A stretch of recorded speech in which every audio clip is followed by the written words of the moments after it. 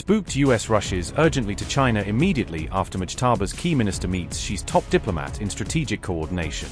Has US now desperately turned to China after completely failing to force Iran into submission? Does desperate US now hope China can miraculously help unlock dangerous Hormuz impasse with Iran? US diplomatic team lands in Beijing as fears intensify over rapidly strengthening China-Iran strategic axis. Does Trump now desperately need Xi's crucial help amid America's make-or-break Iran negotiations? The US has significantly accelerated diplomatic engagement with China in the wake of Iranian Foreign Minister Abbas Araghchi's visit to Beijing, trying to recalibrate its position in the volatile regional landscape.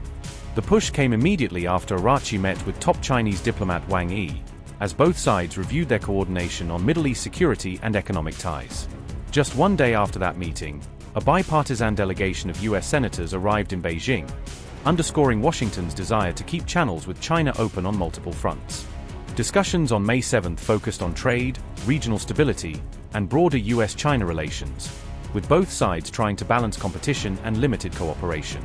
The timing of the senatorial visit fueled speculation that the US is concerned about China's growing diplomatic role in Iran and the wider Gulf crisis. Analysts say Trump is eager to secure some measurable progress with Tehran before his scheduled May 14 to 15 summit with Xi, hoping a quieter regional backdrop will improve the atmosphere. Leading the US delegation was Republican Senator Steve Daines, a close Trump ally, who emphasized continuity in the administration's foreign policy priorities. Daines stressed the need for stability and mutual respect between the world's two largest economies, arguing that predictability benefits global markets and security. The senator also expressed hope that the upcoming Trump-Xi summit could revive major commercial ties that have been constrained by tariffs and geopolitical friction. Daines hinted at potential new Boeing aircraft purchases by China, noting that the country has not placed a major order from the US firm in nearly 9 years. He also acknowledged China's role in Middle East diplomacy, specifically referencing the ongoing Hormuz crisis and Beijing's contacts with Tehran and other regional actors. Reports indicate that the US has been pressing China to use its influence with Iran to help de-escalate tensions and facilitate a more stable maritime environment. The senator described Wang Yi's meeting with Araghchi as evidence of Beijing's active engagement in shaping the diplomatic track around the Gulf standoff. The visit marked Senator Daines' second trip to China since Trump returned to office last year, reinforcing the White House's emphasis on high-level back-channel diplomacy.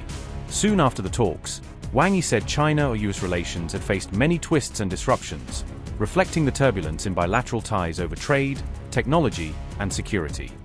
The Chinese foreign minister added that, despite the obstacles, the two countries have managed to maintain an overall level of stability in their relationship.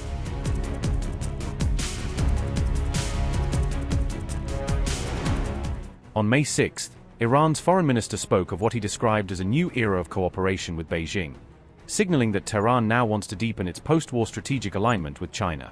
Abbas Araghchi made the declaration after holding talks with his Chinese counterpart Wang Yi in Beijing, giving the message added diplomatic weight at a time of major regional and global realignment. Araghchi also said that Iran after the war is different from Iran before the war, a remark that suggests Tehran sees the conflict as a turning point that has reshaped both its posture and its partnerships. Our Chinese friends also believe that Iran after the war is different from Iran before the war. Its international status has been elevated, and it has proven its capability and authority. Therefore, a new era of cooperation between Iran and other countries lies ahead. We reviewed the current issues. We discussed the topics related to the war and how to end it, the ongoing negotiations, issues concerning Iran's peaceful nuclear program, discussions about sanctions, and all bilateral matters.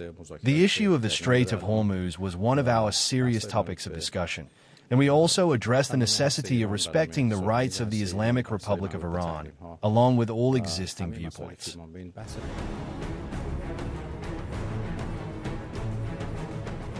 On May 6, Iran's foreign minister held a telephone conversation with his Saudi counterpart, signaling continued diplomatic contact between Tehran and Riyadh at a sensitive regional moment. Iran's Abbas Araghchi spoke by phone with Saudi Foreign Minister Faisal bin Farhan while he was on his China visit, adding another layer of diplomatic coordination amid fast-moving events in the Gulf. Meanwhile, U.S. Secretary of State Marco Rubio confirmed that Operation Epic Fury had officially concluded, marking what Washington presented as the end of that phase of military action. Soon after that, President Donald Trump said he was halting Project Freedom just one day after the mission had been launched, pointing to a rapid shift in the U.S. approach to Hormuz. The United States had launched Project Freedom to guide commercial shipping through the Strait of Hormuz as maritime tensions intensified under the Iranian blockade and transit restrictions. On the first day of the mission, Iran was accused of striking Fujairah in the UAE and multiple cargo ships, sharply escalating fears over the security of Gulf shipping routes.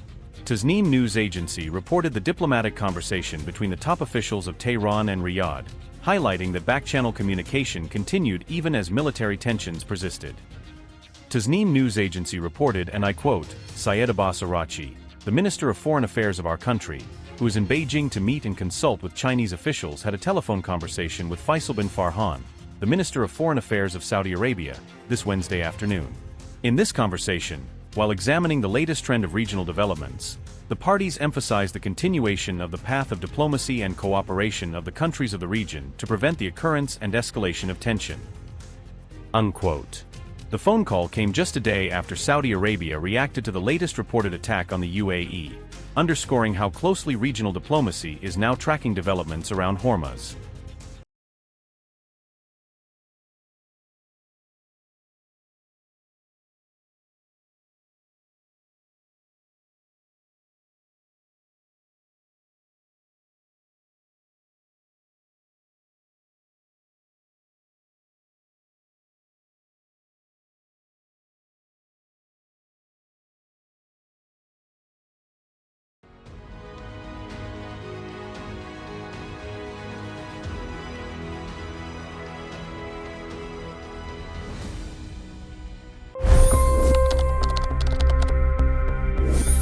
$25 crore गरीब गरीबी को परास्त करके बाहर निकले।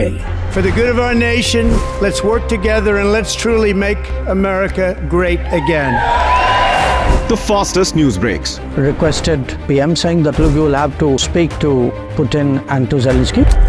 The biggest newsmakers. The relationship with India is probably the most important bilateral relationship the U.S. will have for the rest of this century.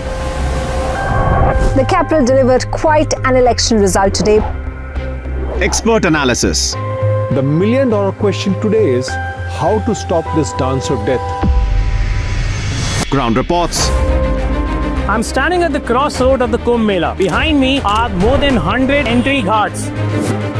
Long-form interviews. Exclusionary politics is reflected in Manipur case as well. You don't bother because this is a small state. Deep dive into burning issues. It's often said DRC could be the richest country in the whole world. It's because of what sits underneath. Why exactly did the US topple the Sheikh Hasina government? HT videos. We don't just break news, we break it down.